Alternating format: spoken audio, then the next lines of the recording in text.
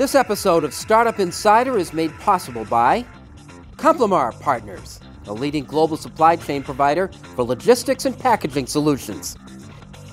XL Partners, a Rochester-based national leader in seed-stage venture capital investments. The Technical Entrepreneurship and Management Master of Science program at the University of Rochester.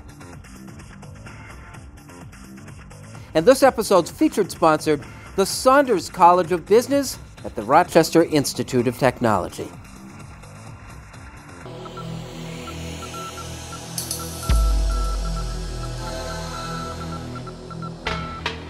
Hello and welcome to another edition of Startup Insider. I'm Alex Zapisochny. This is a special show, a one-on-one interview with author Gregg Lederman. Gregg is an entrepreneur. He is the founder and CEO of Brand Integrity. He is also an adjunct professor at the Simon Business School at the University of Rochester. And he has written now 2 books, including the one we'll be talking quite a lot about today. It's called Engaged, Outbehave Your Competition to Create Customers for Life. Welcome, Gregg Lederman, to the program. Thank you for having me, Alex. And perhaps let's just start off by you telling me, why is it that you wrote this book? Engaged is something every company needs more of. The original title was The Experience Management Revolution, and it was a strong focus on the customer experience, and that's something that we as consumers all want. But the reality is you have to have an engaged workforce to deliver that. And the reality beyond that is 2/3 of the workforces in America are not engaged or actively disengaged. And that surprises people, and they should be horrified by that, because if you Google any employee engagement study out there that's worth its salt will show you within a few percentage points that it's up to now 2/3 of the American workforce not engaged, or worse, actively disengaged. Well, you talk quite a bit about that, and you call it an engagement crisis. And could you tell us a little bit more about what the crisis is and what it means for businesses and actually for the employees who are disengaged? Well, let's start with, what does engaged mean? Engaged means you're motivated, which is intrinsic. You must be motivated and committed to do what's best for your company. So to think that 2/3 of the American workforce is not engaged, that's really expensive for companies. Very expensive, and that's easily quantified, as I write about in the book. There's a number of ways to define what your brand or your values are inside your organization that you want to be known for, and then measure to whether or not people are performing it and whether or not they're engaged with delivering it.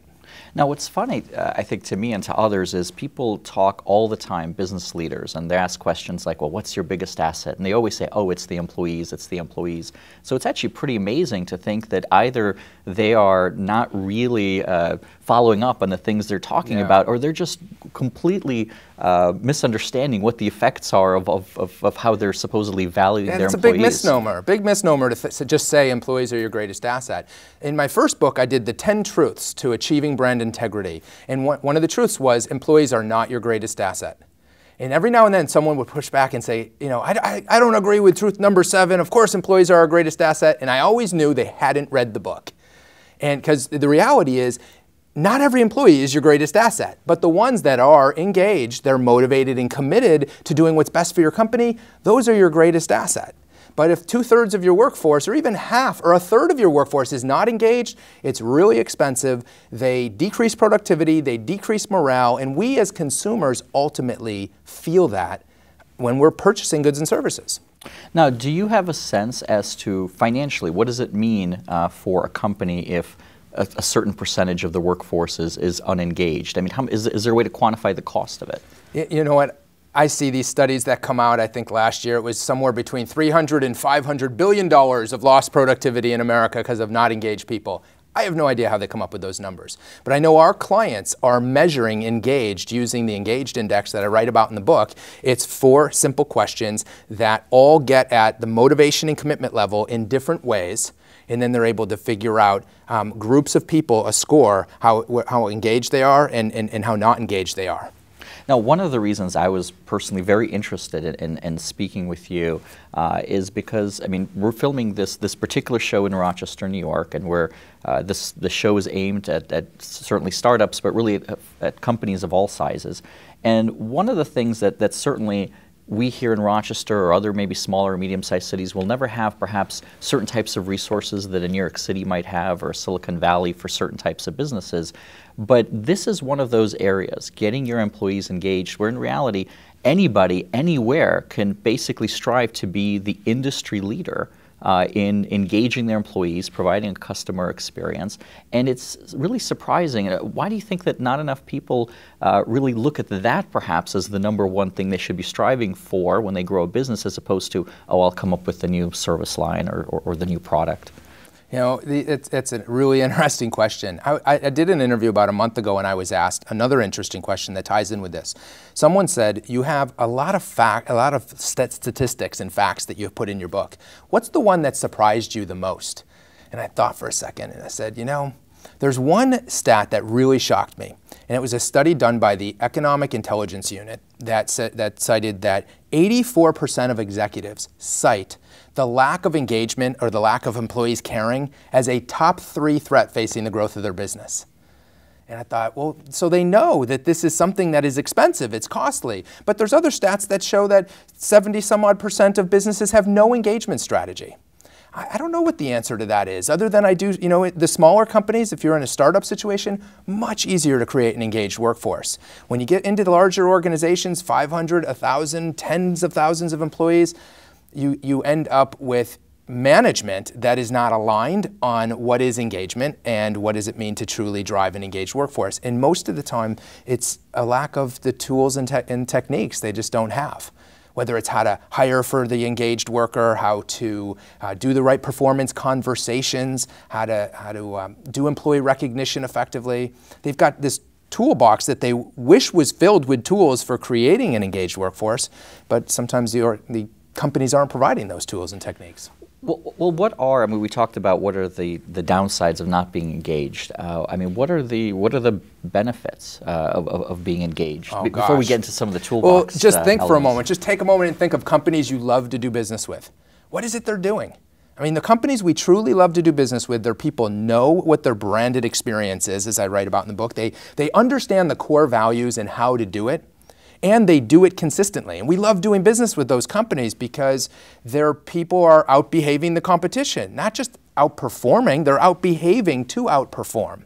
And we know who those companies are. They come to mind. Right here in Rochester, we have Wegmans, Wegmans Food Markets. If you go online, you love Zappos. And in the insurance business, we hear USAA Insurance all the time. And even Amazon, since buying Zappos, has taken the engagement level to a whole nother platform for them, where they're recognized as a company we love to do business with. Well, you say something very interesting in the book, and a number of folks, including yourself now, are focusing on this idea of the experience, that over time, what people really think about when they think of a company is certainly not the logos or trademarks or anything like that. It's every single time they're having an experience or doing any interaction with somebody, they're having an experience. And so, right. And the key really is, well, how do you actually manage that experience? And can you talk a little bit about the importance of that? And are people sort of failing to understand how does the people really view their business? So let's then look at how do you get to the experience. It starts up top with what's the mindset, right? And I'll use a retail example. And over the last 13 years with my company Brand Integrity, I'd say 90% of our clients are B2B or healthcare. But we have some great retail clients in there as well. So we'll use retail as an example. Starts at that mindset. When I walk into your retail establishment, or even if it's a doctor's office or a professional service organization, is the mindset, welcome, I'm glad you're here? Or are they just, next, can I help you? I mean, when you see the way they act, what do you think their mindset is? So it starts at the mindset level. The mindset is what we think about. Companies need to carve out what that mindset is. In the book, I recommend 7 words or less capture the essence of your mindset. Ours at Brand Integrity is strengthen relationships, inspire results. That's what we do. Then that takes you down to the behavioral level, because the mindset shapes your attitudes. Now you have to focus in on behaviors. And in the book, I give my own research studies. When I'm doing a speaking engagement, I'll ask companies, how many of you have core values? And all the hands go up. And then I say, well, how many of you have specific behaviors behind your values? And 99 out of the 100 hands go out. or go down. And so I've done my own study to say about 1% of companies actually have behaviors behind their values or their brand attributes that the marketing group has created. Now that you have these behaviors, though, let's assume you have them, those drive the experience. Okay. So for instance, when you walk through the line at Wegmans, they greet you, they announce the total, they thank you, they ask you if you found everything all right. Those are specific behaviors. They drive the experience you have there. When you go and you return a product, the way they interact with you, how they act and interact amongst themselves and with you, that drives the experience. So when people jump right to we ought to manage the experience, or it's all about the experience, you can't forget that you have to manage behaviors to manage the experience. One of the quotes I have in there in the book, and we've been saying for years at our company, is if you're not managing behaviors, you're not managing your brand. People like to talk about brand management as this kind of high-level conceptual thing, but if you don't have behaviors behind your values and your brand attributes, then you're not managing your brand. You're not managing your values. You're just putting it out there in concepts and statements and then hoping that people are going to actually perform it. Well, and in the next segment, I think we're going to pick it up right there on the mindset level and talk about how is it that an employer can actually recognize people that might have the correct mindset and therefore will have the right behaviors once they're actually hired. We'll be right back right after this with New York Times bestselling author Gregg Lederman.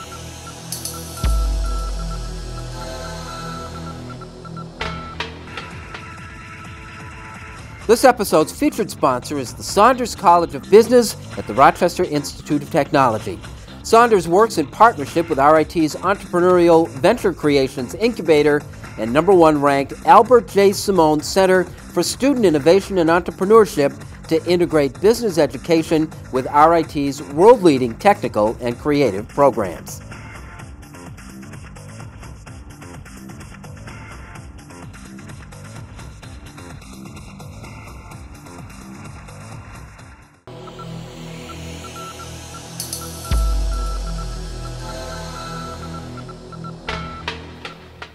Welcome back to Startup Insider. We're speaking with New York Times bestselling author Gregg Lederman. He mentioned to me there was #5 on the bestseller list.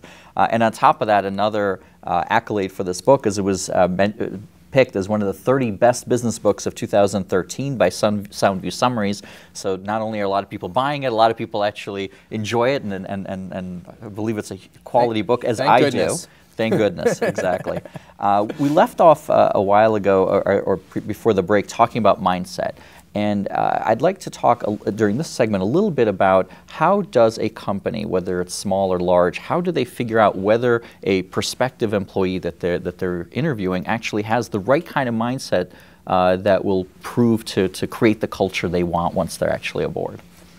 Most companies that are taking it to that level of, hey, we want to make sure we have a good cultural fit, they do behavior-based interviewing is what they call it in the industry. So going back 20 some odd years ago, I owned a bakery and an ice cream parlor, and I wanted to make sure that people understood what amazing customer service was, because that was one of our values. I would ask the question, if you were interviewing with me, Alex, I'd say, Alex, tell me an example of a company that gives amazing customer service and what makes it amazing. That's an example of behavior-based interviewing. And from your response, I can tell whether you've had amazing customer experience, whether you can recognize it, whether you get what it is, and then that increases the likelihood that you may be able to deliver that amazing service we were doing in our bakery and ice cream parlor. Another thing you can do if you follow the principles in the book where I write about, put the behaviors behind your values. So we recommend a top 20 behaviors in any company, no matter what your size. Whether you're 50,000 people or 5 people, what are the top 20 behaviors you want everyone to do? I call them the company-wide basics. Then when I'm hiring you, put those behaviors in front of the candidate and have them do a self-selection on what are the 5 behaviors that are most natural to you, of the behaviors that power our values and our branded experience, and what are the 5 behaviors that are least natural to you. Now you're having a discussion about how we act and interact at work. And there's a school of thought out there, and I believe in it, that you should hire for personality and train skill. So at least 51% of your hiring decision in most cases should be based on, do they have the ability to fit your culture and deliver that customer experience, regardless of technically how well they can do their job. Are there particular questions that you sometimes ask when you're hiring in brand integrity, where you're CEO, to try to kind of unearth perhaps past behaviors that will indicate that right mindset? One thing I'll do is I'll ask people to rate our behaviors at brand integrity as to which ones are most natural and which ones are least natural, but some of them are such common sense behaviors that if you worked in another company, you'd probably have to do behaviors like this. I would have them rate, how consistently did you do this behavior when you were at XYZ company? You know, and so that you're just getting, you're creating the, not only the importance level of this isn't just lip service here, we really do it.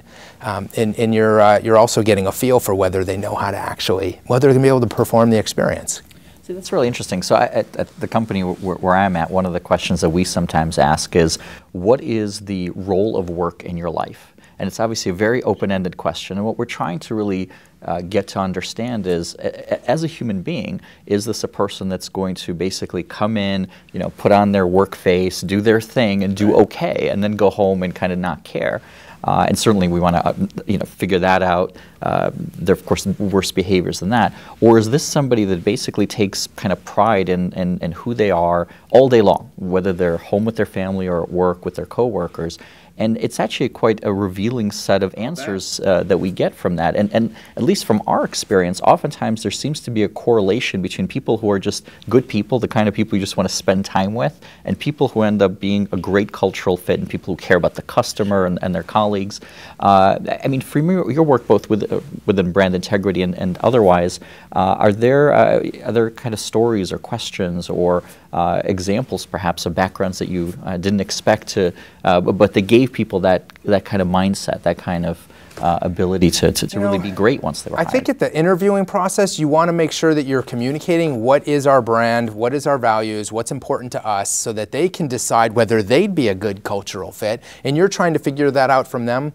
It depends on the level of interviewing. If you're interviewing for a frontline job, it's a very different, that's an hourly worker. It's a very different type of an interview than if you're hiring someone who's coming in at a very high salary with benefits, and they're a much more expensive employee. And sometimes they're professional interviewers, so they know how to answer those questions. So, that's always the tough part, yeah, right? exactly. People who put on the smile and have always done the right thing, and you can't always kind of know what to do with them. With our company, I have it a little easier. What'd you like about our website? If they didn't actually look at our website and really dive into our solutions and what we do, then they're probably really not that interested in the job. Or I can ask, what'd you think of the book? What was your favorite part of the book? So I'll ask those kinds of questions, but I'm not an expert necessarily on interviewing, more so on how do you interview for cultural fit, and that's really where I focus on. Okay. We'll be right back after this when we get into the topic of how do you actually quantify the sort of reminders and behaviors that allow a company to excel at having the right culture and at employee engagement. We'll be right back.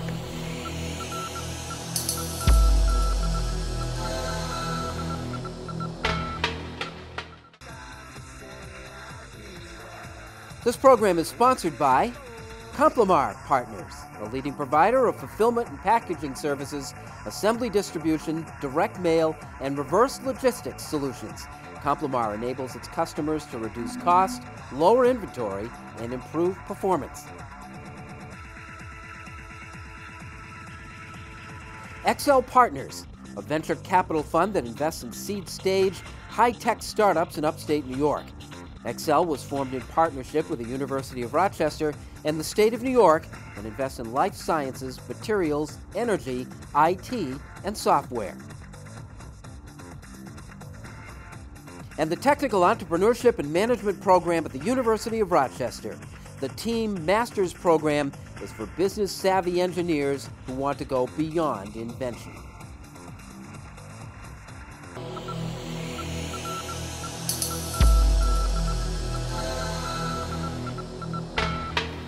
Welcome back to Startup Insider. We're speaking today with New York Times bestselling author Gregg Lederman. And in this final segment, what, Greg, I'd really like to focus on is, I think, what is really the main substance of your book, which is engagement is wonderful. It's making sure everyone's motivated to do their best and represent the company. And the key question I think that most people probably have is, what is it that actually creates this motivation in the workplace? A lot of people jump right to thinking that they're going to motivate others. So one of the big misnomers is that you can motivate people and sustain them. And that's why people tend to think about cash and prizes, cashes and rewards as ways to try to motivate people. But there's 7 decades of research out there that says, literally going all the way back to the 1940s, that says that motivation is intrinsic. And what really motivates people at work is not necessarily cash. As a matter of fact, there was a study done last year that in only 1 of 18 developed countries had money as a primary motivator at work, and that was China, and that was 3rd ranked on their list. So what leaders need to understand is it's not their job to try to motivate. It's their job to try to create an environment where people can become motivated and committed to doing what's best for their company, thus engaged. That's the job of the leader, creating that environment. That's actually interesting because I read a similar study which basically said that except in situations where somebody is doing very short-term work that could be described as nothing less than drudgery. A rote task. Right. In those cases, actually short-term financial benefits, they had a slight increase in the likelihood that you'd kind of finish on time, et cetera.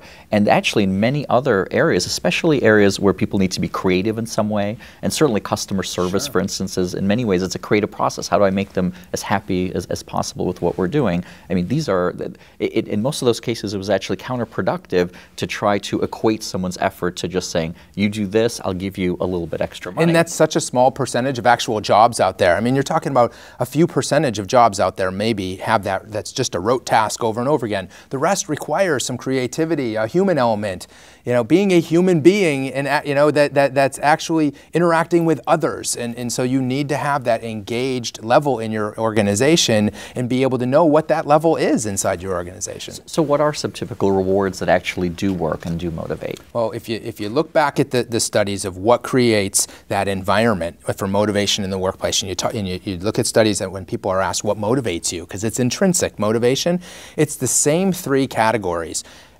decade after decade after decade, and it's not money. People are motivated most by do I feel respected and appreciated?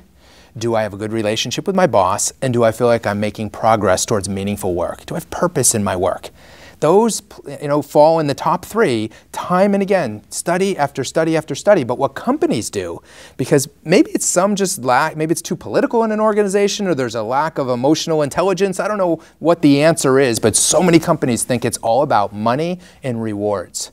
And a lot of it's fueled by the rewards industry because they want to sell you rewards. So they tell you rewards drive performance, and they don't. So a rewards program where if you do this, this, and this, and hit this result, I give you a prize, that is not creating the environment where people can become motivated and committed. So you talk in your book about how creating these behaviors and mindsets, it's really kind of 1% some sort of training, and 99% of it is really about the kind of reminders to people. How do people quantify and create these reminders as a regular part of the way they do business? Well, that, just like I mentioned with the rewards, where we are falsely led to believe by companies in the rewards industry that rewards drive performance, the market research and the research-oriented organizations make you think that to drive engagement up, it's about training. In the training organizations, they'll tell you, oh, you got to have more development, you got to have more training. Well, the reality is a small percentage of training actually sticks. When it's not the how to do your job training, it's when it's the soft stuff.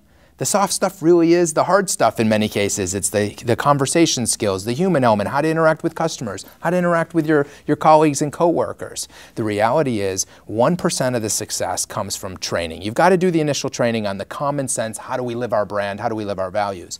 99% of the success comes from reminding, like in the hiring conversation we had earlier. You're reminding people right there on, here's our behaviors, how consistently have you done these in the past? When you're onboarding new employees, how do you remind them? When you get customer feedback and you want to share that with the workforce as here's where we did something really great, or where we represented our values, or maybe we dropped the ball, we screwed up. But connect it back to the values, to the brand as a way to remind people.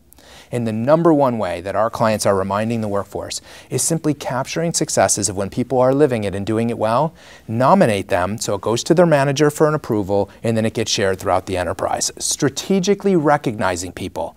No need for a reward if you don't want it. You'll see that you can fuel this incredible reminding engine throughout your enterprise, especially in a smaller startup organization. My gosh, to cite one example of our values in action at a weekly meeting goes a long way to reminding people that it's not just about the end result, it's about how we get there.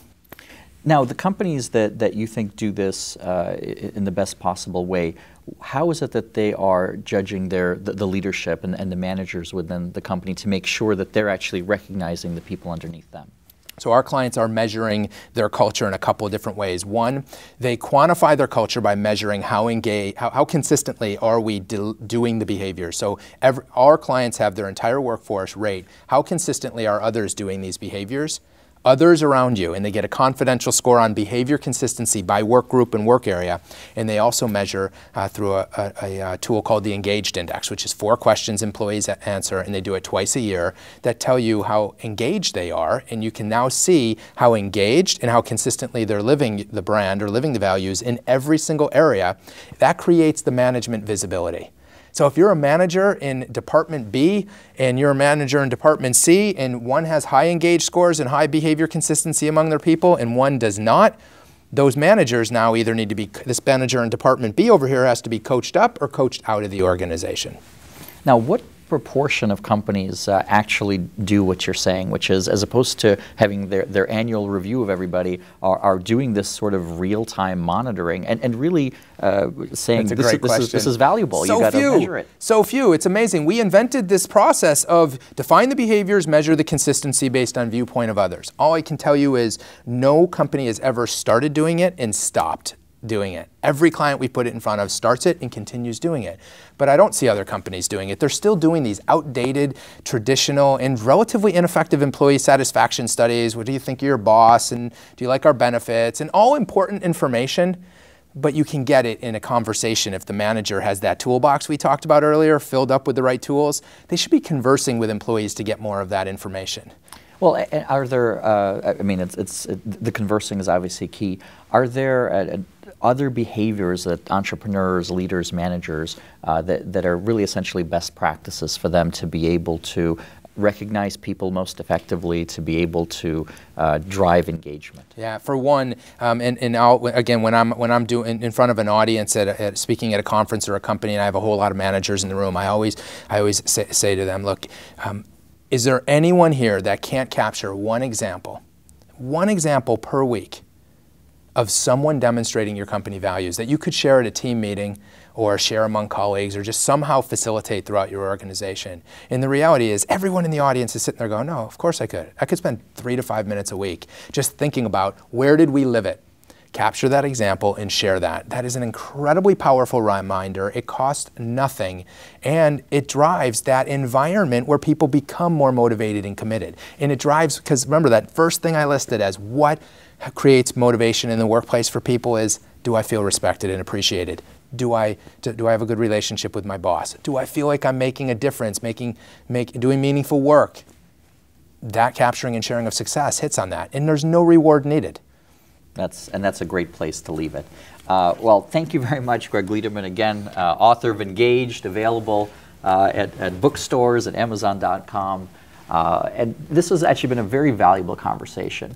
And from my perspective, having run a business, I think that getting employees actually engaged and living the experience and letting customers feel what your company is really all about, it's one of those things that no matter what size of a company you are and whatever the character of the city that you happen to be in, this is a competitive advantage that every single entrepreneur and manager can strive toward. And it means as much financially to the company as anything else. And on top of that, you're actually going to create the kind of workplace where people are happy. And ultimately, that's a big part of it too. It's not just about revenue. So this has been a wonderful discussion. Thank you, Gregg Lederman. We'll see you on a future episode of Startup Insider.